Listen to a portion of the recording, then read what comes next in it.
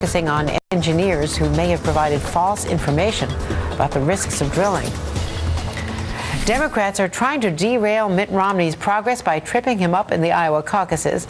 R.T. Rybak is mayor of Minneapolis and vice chair of the Democratic National Committee and a surrogate for the Democrats in Iowa. Seeing you in Java Joe's, I wonder what's happening in Minneapolis that you were able to get away for the Iowa caucuses, Mr. Mayor.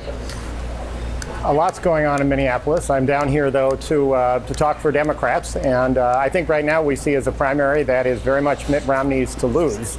He's ahead in the polls. He said today that anything but a first-place finish would be a loss, and after spending 5 years and many, many millions of dollars here, and still not being able to win the hearts and minds of Iowans, if he can squeak through, that may be a victory. But anything less than that, boy, will certainly say that Mitt Romney can't win the hearts of the Republicans or really America. He has spent so many months, Mitt Romney has, lowering expectations. Now he's clearly all in Iowa. But the fact is that the White House has, and the Obama campaign has from the beginning thought that Mitt Romney would be its toughest competitor.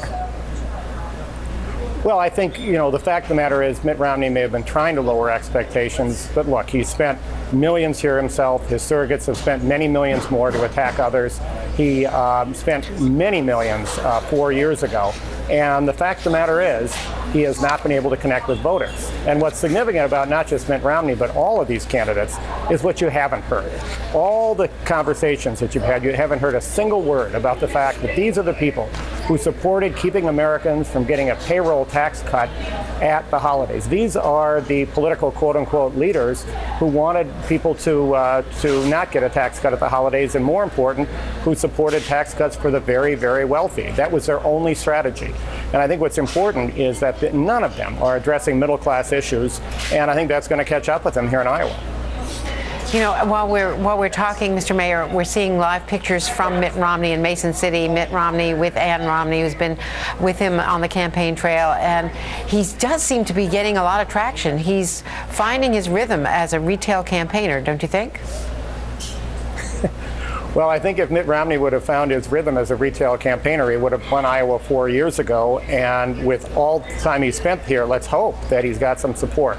And that's fine. But the fact of the matter is he has had trouble connecting with voters. And that's not just about a style. That's about the fact that in his entire political life, there's only been one thing that Mitt Romney has been consistent on. And that's that he thinks those at the very, very top end should pay less so everyone else pays more. That's the only single thing he's been consistent on.